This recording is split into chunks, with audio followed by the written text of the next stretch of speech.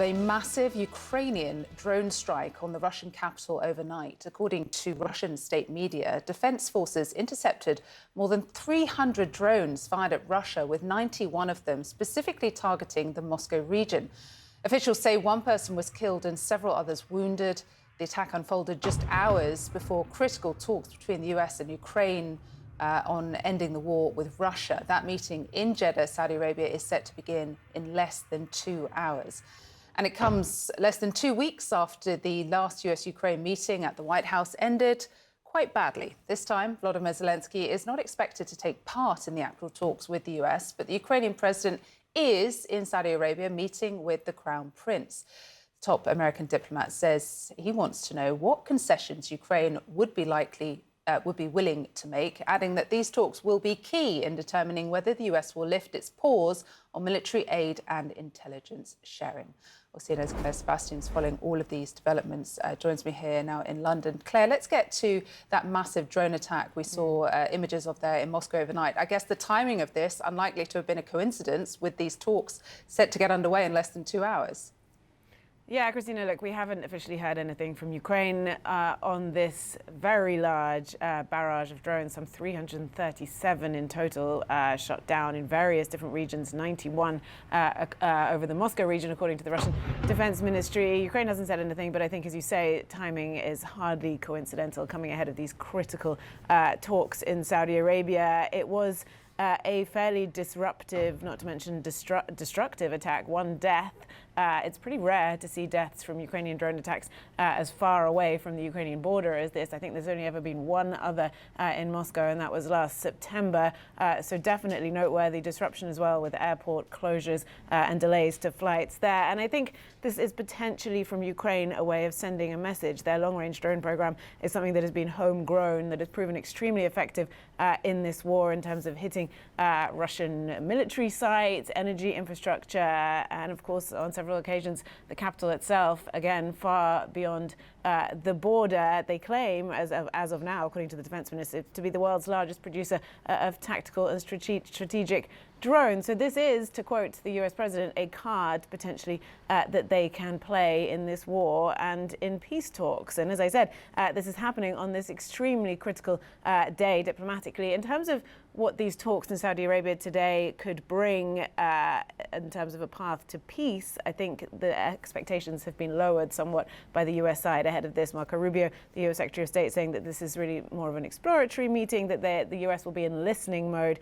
he said, and they're really just trying to figure out which concessions Ukraine will be willing to make, which they will then present to Russia. Incidentally, a source familiar with the matter has told CNN that Steve Witkoff, Trump's Middle East envoy, is expected in Russia later this week. We don't know as of yet who he will be meeting with. But in terms of this meeting today in Saudi Arabia, I think the first job for Ukraine is to repair the damage from that Oval Office meeting less than 2 weeks ago. Marco Rubio saying that potentially there could be a deliverable there when it comes to unpausing US aid. He said the meeting will be key, and if they come out and, quote, feel good about that, then potentially decisions would be made on that front. So it's a little nebulous what Ukraine is supposed to do, but I think the suggestion there is that they will have to continue with the sort of charm offensive as they try to repair that relationship and restore US aid. Breaking this morning, Russia accuses Ukraine of launching a massive drone attack on Moscow. Explosions seen rocking the city overnight.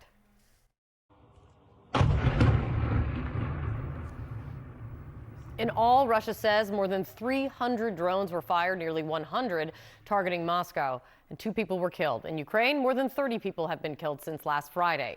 The war raging on as the possible peace talks finally resume. CNN's Elena Trina is standing by for us at the White House. Let's first go to Alex Marquardt in Jeddah, Saudi Arabia, for the latest from there. What are you hearing? What is the latest, Alex?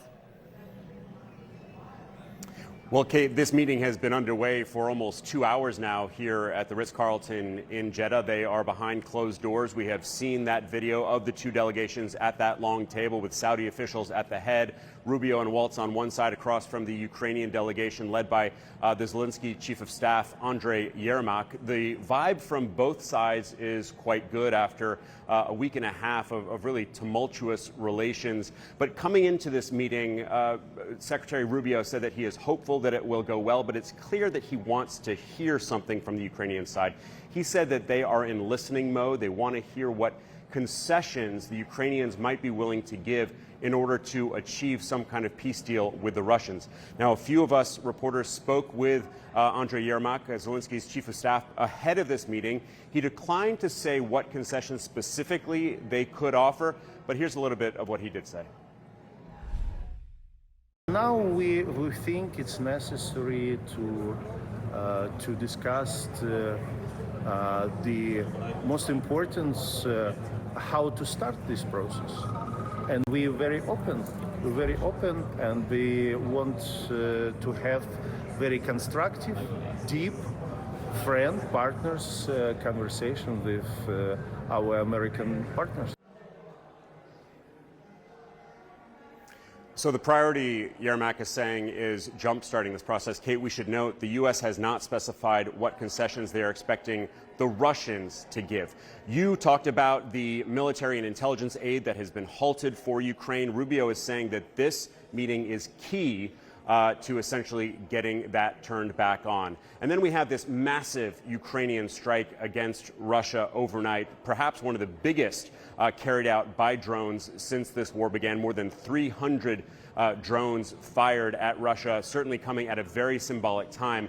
Presumably, Kate, whatever comes out of this meeting between the U.S. and Ukraine will be communicated to the Russians as the U.S. tries to bring Ukraine and Russia closer together. And we have just learned late last night that Steve Witkoff, who is the Middle East envoy but very much involved in these talks, should be going to Russia later this week and could be meeting with Vladimir Putin. Kate?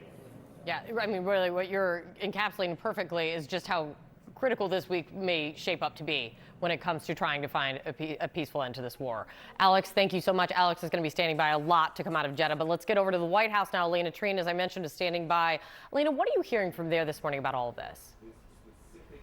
Well, look, Kate, I think this meeting today is as much about trying to get the relations between the United States and Ukraine back on track after that, acrimonious Oval Office meeting about a week and a half ago now, as it is about trying to find really an off-ramp to this war and beginning in earnest the peace talks with Ukraine and Russia to find an end to this. But look, when I talk to White House officials, Trump administration officials, repeatedly what comes up in my conversations is they want specifics from the Ukrainians and Zelensky about what they are willing, as Alex laid out, to concede on. And that's really going to be, I think, a crucial part of this meeting today. When I spoke with one White House official, they told me that they're looking for Ukraine to commit to what they characterized as, quote, concrete deliverables for this peace process. And I've also spoke about this directly with National Security Advisor Michael Waltz. He has repeatedly said he needs to see some real specific action, specific things laid out by the Ukrainians for them to feel comfortable moving forward. Now, one thing just to keep in mind as well is just how fragile the relationship between President Donald Trump and Zelensky, the Ukrainian president, is at this moment. Yes, we know that the president and many White House officials felt they were happy with that letter that Zelensky sent the president last week, where he kind of laid out all of the things that they were looking for following that disastrous Oval Office meeting. But the president is still very wary of Zelensky. Just this weekend, he argued again that he believes Zelensky is not grateful for aid to the United States. So all of that kind of playing out in the background of this meeting. But again, I think so much of this is really trying to get them back on track of the relations as much as it is really trying to move forward with peace talks. Kate? Absolutely, Elena. Thank you so much. Just as the war rages on, thank you very much. Elena Treen is going to watch this closely from the White House for us.